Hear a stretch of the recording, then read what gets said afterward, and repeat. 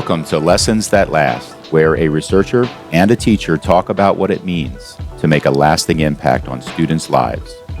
They unpack the stories former students shared about their memorable teachers and discuss how we can all make a greater impact on the people in our lives. Here's Julie and Laura.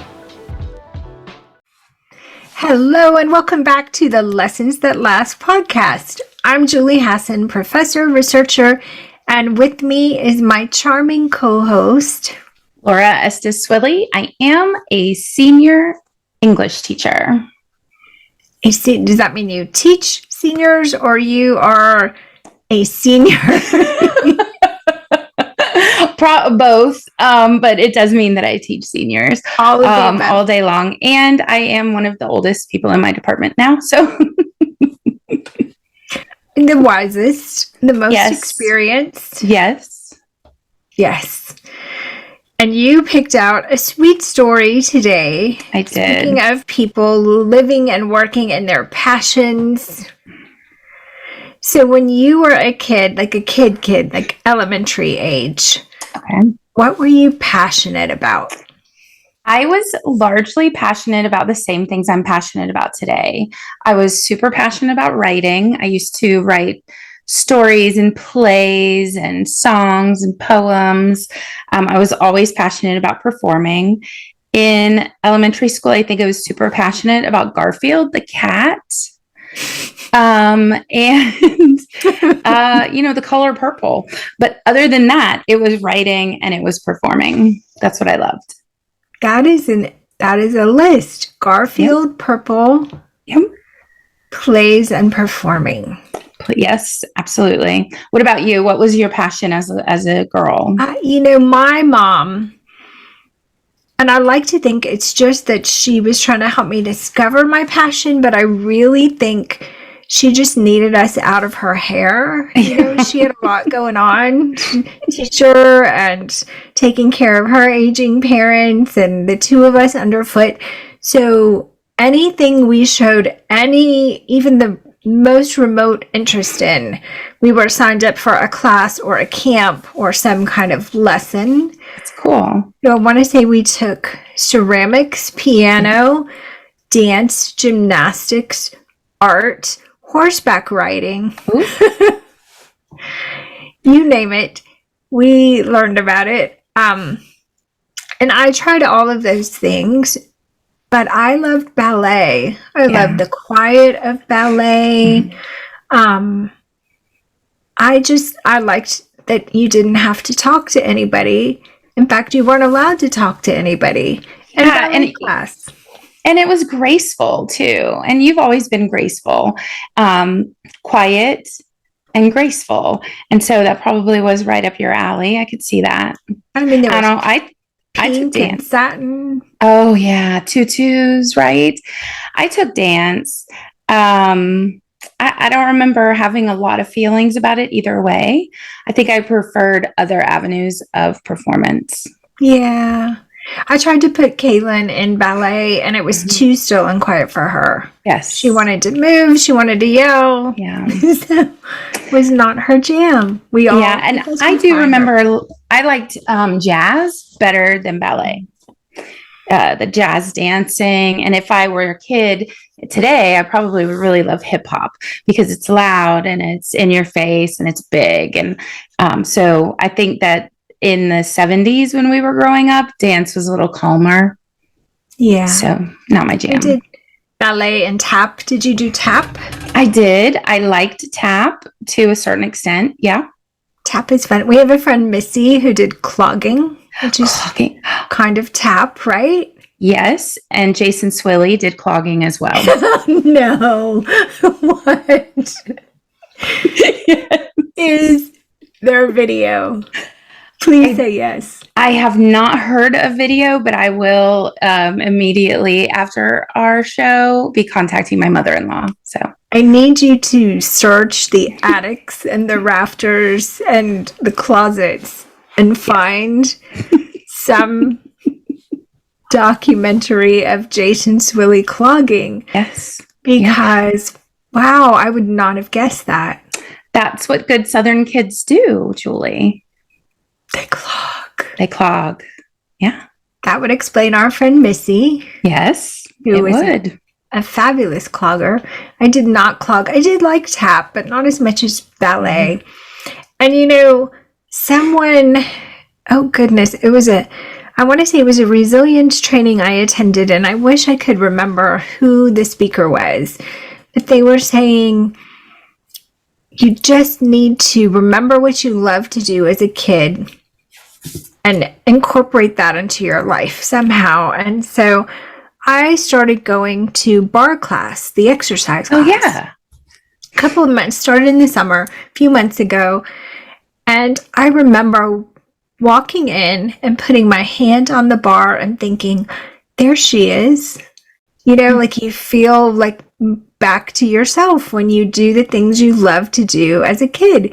And I know for you, you still do plays and drama, and you're involved in that in your high school. Mm-hmm.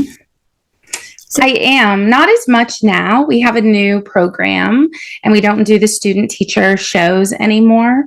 I can still support, and every once in a while, the drama teacher will not be able to make a rehearsal, and he'll let me stand in, so I get to do some directing. And then there's also performance poetry, which is drama, where you write it and you perform it. And so I get to work with that as a coach in a lot of ways as well. It's really affirming. I'm going to suggest an outlet for your passion. Okay. Have you seen those people on Instagram that do the different characters? Like the same person does 3 or 4 different characters in one video? Not necessarily in one video, but just as a few characters in their stable that they roll out on their Instagram reels. So you want me to be an Instagram comedian? Basically, yes. Okay. Have you seen the woman who does the Philly mom? No. Oh, she's great. And she's always on the phone with her friend, and she's got the nails, and she talks like the Hassan women, with the Philly accent. And lately she's been talking about Taylor Swift and Travis Kelce. And it's so good. And I just think you've got some characters in you that are dying to come out on the Insta, on the gram. I do have characters. That's true. So I will, I'll take that under advisement. I'll think about that. Let us know. Let us know on the pod. Yes. Well, I have to figure out a way to do that without losing my job, because, when I perform, I really perform. And we can go back to, giving birth to baby Joey Stivic on the playground performance. I go all in. So I'll have to ponder how to handle both my primary career and my passion without upsetting any apple carts. It would be a lot to balance. Yes. Yeah. I get to do characters at school all the time, though. That's true. All the time. Teaching is performing. Totally. So you picked a story about performing today, so maybe this is a good spot to bring this story in. And then let's talk about teachers who sort of encouraged our passions. Yes. So this story came from Zane, who remembered Mrs. Ledbetter, who helped him discover his passion. So Laura, would you share Zane's story about Mrs. Ledbetter? Absolutely. Many people spend decades searching for their passion, but I found mine in 3rd grade. I still remember the day Mrs. Ledbetter announced that our class would be putting on a play. We would perform City Mouse, Country Mouse for the younger students. We could sign up to try out for parts or to design scenery or costumes. I was thrilled when I got the part of City Mouse. We rehearsed for weeks, and my sister helped me practice my lines at home. On the day of the show, Mrs. Ledbetter carefully drew on my whiskers with eyeliner and adjusted my ears. When the curtain opened, everyone in the audience cheered. I loved every minute of the performance, and I especially loved the applause at the end. I was hooked. From that day forward, I spent all my time either writing plays or acting in them. Mrs. Ledbetter involved everyone in the class in our production of City Mouse, Country Mouse. I loved the teamwork from the artistic kids who designed the scenery to the kids who hustled to get the right props on the stage. Even the rehearsals were fun as we found plenty of opportunities to laugh and be silly. I'm so grateful to Mrs. Ledbetter for helping me find my passion and for showing me what it means to work in collaboration with others. Oh, sweet. And I love City Mouse, Country Mouse. And I can just picture, like I can picture it. Me Him and too, his with the little whiskers. mouse. Yes. This story had to resonate with you. Yes. On both sides. Absolutely. As the student and as the teacher, I was definitely connecting with Zane, realizing both of the things he realized, like the beauty of performing and the excitement of really doing well in a performance, and then also being a part of a team. A performance in a play really is the only team I've ever been on. I've been on work teams, right? We're working toward the same goal, but that's very different than putting on a performance. I've never been on a sport team, and that's where most kids get that experience. But for me, it was straight theater, and it really was the only opportunity I had to feel like one cog in a big wheel of creating something amazing. Oh, sweet. So what does that feel like? It's opening night, opening day, I guess, if you're a kid, and you've done all the practicing and rehearsing, and this set is ready and the costumes are ready. What happens before the curtain goes up? There is so much energy backstage. I don't think that you can even fully quantify it. Everyone has his or her own energy focused on their own task.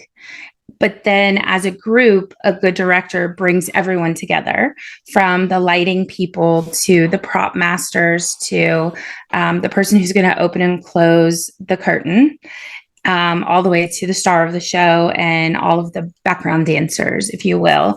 Everyone comes together and they just create that energy as a whole, as a team, as a group, as a unit that brings all of those pieces together. And you feel like you could explode into, like, I don't know, stars or glitter or something. There's so much inside you waiting for that first word to be said on stage. And as soon as that first word is said, lightning, everything starts happening so fast, and you almost miss the beautiful moments because you're so engaged in being that other person or performing that role, whatever your role is. So you don't experience like nerves. You feel that as excitement. Yeah, sure. There's nerves. For me, and I think everyone is different. For me, the nerves come after the group excitement and the energy, before the first word is said on stage. Once the first word is said, and it's not necessarily me saying the first word. I'm good, but it's that like 2 minutes. The house gets quiet, the curtain opens, and the tension is really, really thick, I think, for all of us. And then the first word is said, and we're good to go. Sweet. There's so many lessons in performing that are applicable to almost any challenge. Certainly anything performance-based we ask kids to do at school. Nerves play a part. Preparation plays a big part. Yes. And maybe that's one of the things that quells our nerves as performers, is just being really prepared. And maybe that's true for our kids in any kind of performance-based assessment that we ask them to do. The better prepared they are, the less nervous they are. Absolutely. It's all about preparation. It's horrific to hit something like a major performance when you're not prepared, when you're not fully prepared. But knowing that you're ready lets you kind of, I think, sink in and feel all those feelings and enjoy all of those moments. For me, I of course love comedic roles, probably more than dramatic roles, because the energy of a laughing audience is incredible that's coming toward you. And so I think that for Zane, this had to be part of it. The first time you get a laugh from an audience, you can't see their faces necessarily. You can usually see the first couple of rows, but the first laugh is, I don't know, it's addictive. That makes sense. So, was there a teacher who supported you in developing that passion? For performance, I'm going to go a different direction with that. I think the person who most supported me in developing my passion for performance, it was my grandfather. So a teacher unofficially, and he actually was like an adjunct professor at University of Florida teaching about marine biology, because he was the superintendent of beaches in a neighboring county. And so they were like, oh, come teach some classes. So he had his own teaching, but he would organize us as kids into shows. We did performances for our family all the time. He would record us and introduce us, and there would be like big applause. And I think he planted that seed and he said, well, come on, kids, let's go practice. He was always about being prepared. And then he shared that joy of performance with us. And then I think I took drama in middle school and in high school. And I think that high school probably really ignited that for me. And we had, I mean, you think back to Miss Ignatick, our sophomore English teacher who loved performing herself. And that was a reminder. If I forgot that I loved to perform, she would remind me pretty much every day that it was a really great thing. So I think it was a pattern of people who I found. I don't know that they found me other than my grandfather, but I found them. Yes. And so many teachers have that knack for performance or for art. I mean, teachers are such creative people that that spark is inspiring, even if their art is a little different than our art. Exactly. And Miss Ignatick was all about the monologue and the speech. She got me to do a speech for the Veterans of Foreign Wars speech contest, which I think my speech was well written, but terribly delivered. So I did not win. Chris Gustafson won, well-deserved win, who is now a pastor. Speaks every Sunday. And I remember just, even though I was really prepared, she made sure I was really prepared. So did my mom. I was a ball of nerves. And every time I speak now on a stage, still a ball of nerves, no matter how prepared. So I may need you to give me some coaching.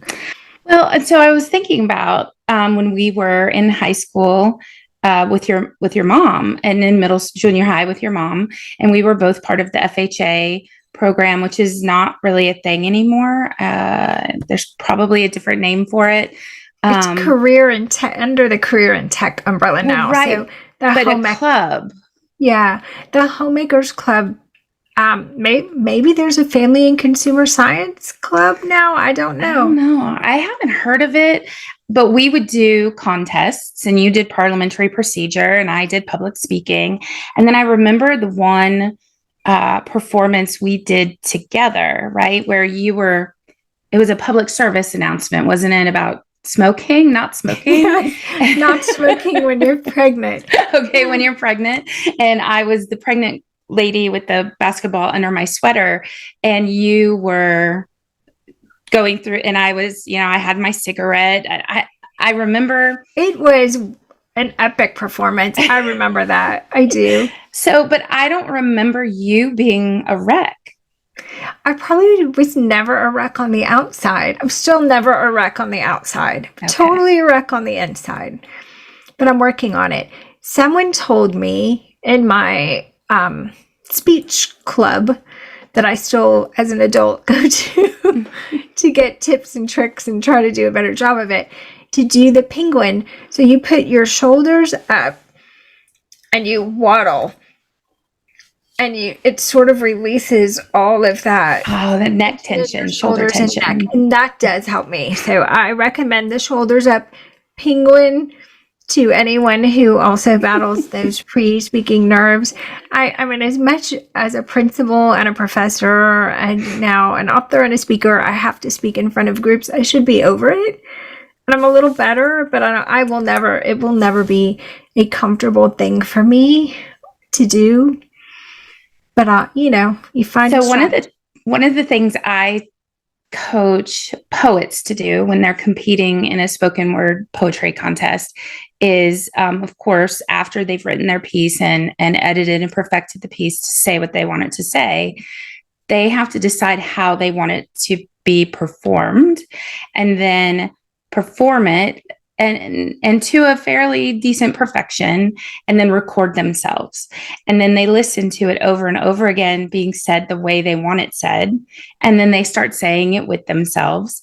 And then it's second nature to them because they've heard it and performed it so many times the right way. So I think sometimes we try to memorize something and then perfect the performance. And so I ask them to do it the other way because I've seen that be really helpful for me and for them.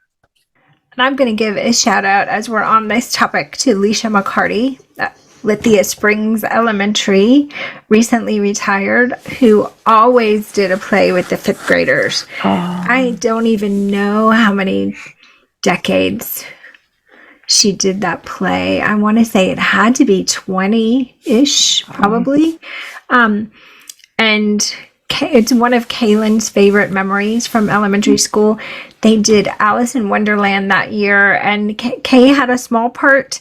She was one of the cards that guard the Queen of Hearts. Yes, yes. And she had so much fun. Like there was no small part in that play. Everybody had a really good time.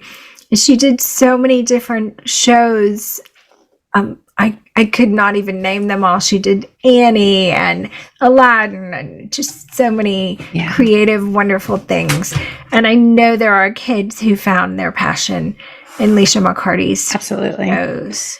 I think that's one of the things that Zane highlights about Mrs. Ledbetter that's so special, because let's be real. Not all theater is the same, but when you have a nurturing teacher who wants everyone to be a part of something, they make sure that there are no small parts, right? That's a director's choice, that there are no small parts.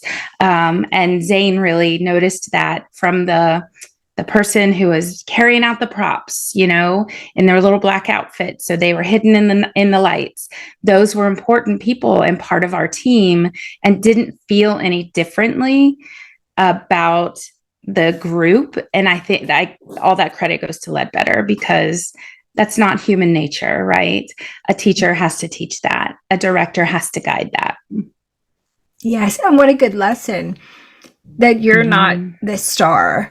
Right. And you're not elevated above anyone else who has a part in this production. That is a great lesson for anyone moving forward in any kind of visible role or leadership role. Right.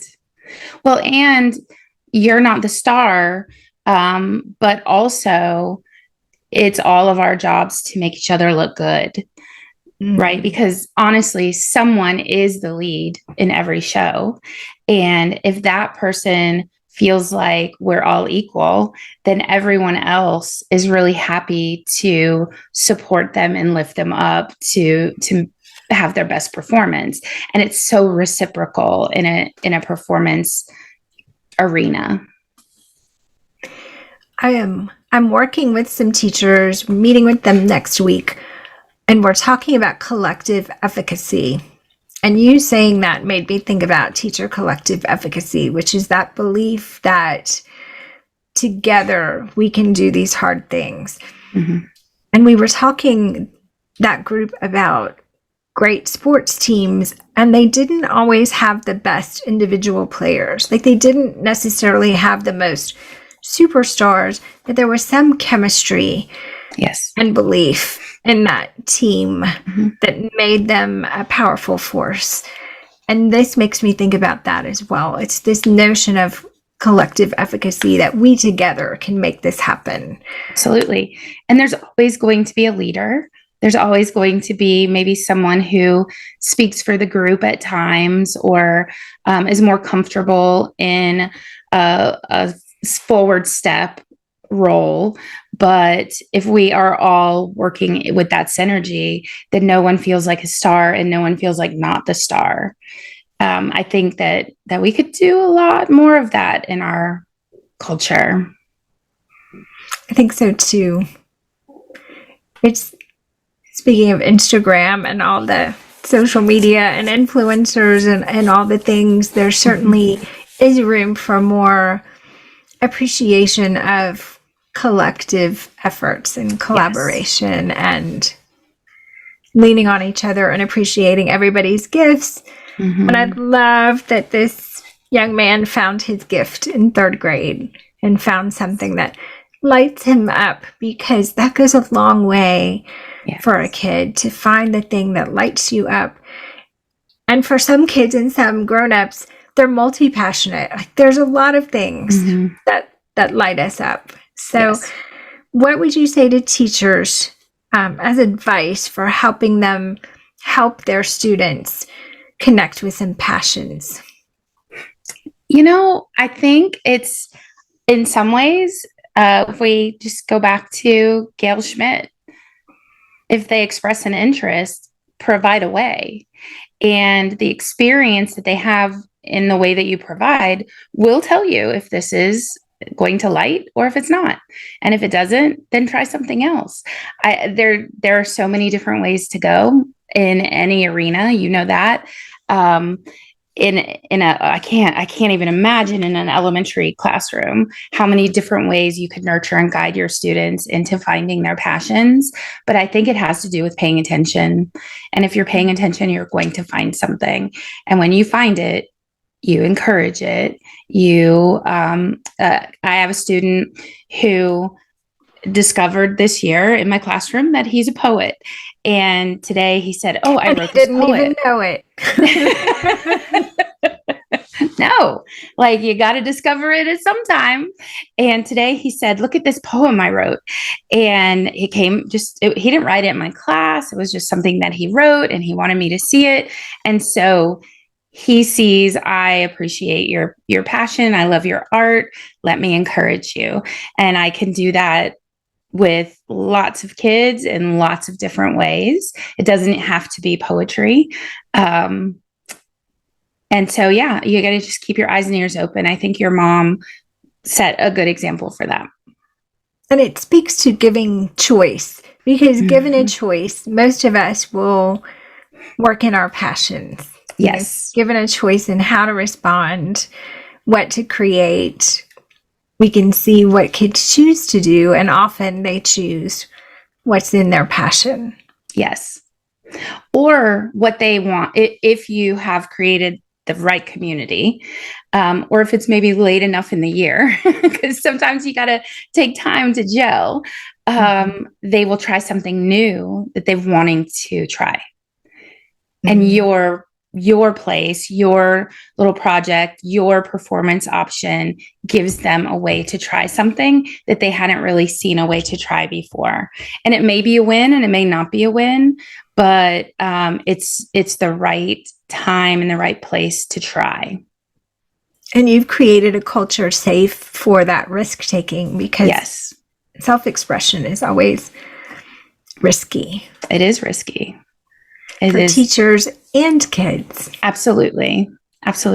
And professors and podcasters. Yes. Putting yourself out there, it is just not easy. And that goes back to you wanting me to be an Instagram comedian star. I don't know, see. Putting yourself out there is not easy. Well, here's your opportunity as we close out this episode. If you want to do a monologue, soliloquy. Oh, Yeah. from a favorite movie. I've already performed the Let's Do It for Johnny. Yes. That's one of my like long-term best. That is one of your best roles for sure. For sure. So we'll leave it at that. Thank you for the opportunity. I appreciate that. I am here to nurture your passion. I Always. know. Thank you, Julie. So, friends, educators, thank you for joining us for another episode of the Lessons That Last podcast. And don't forget that now you can get your very own copy of the Lessons That Last book. Zane's story is in there, all of the stories we've shared on the podcast, and many, many more. So please check out the Lessons That Last book, available at your favorite bookseller, wherever books are sold, Amazon, Routledge, all the places. Check out the book. And have a great week, friends. Bye, friends. Thank you so much for joining us. We hope you will subscribe to the Lessons That Last podcast wherever you listen. Give us a rating too, which will help other listeners find us. And don't forget to visit chalkandchances.com for more stories. You can also find more information on Julie's research and books. While you're there, take the quiz to find out what kind of memorable teacher you are. I took it and was surprised by what I found. I think you'll find good food for thought. Let us know about your quiz results. We hope you will meet us here each week and bring a friend to share the conversation.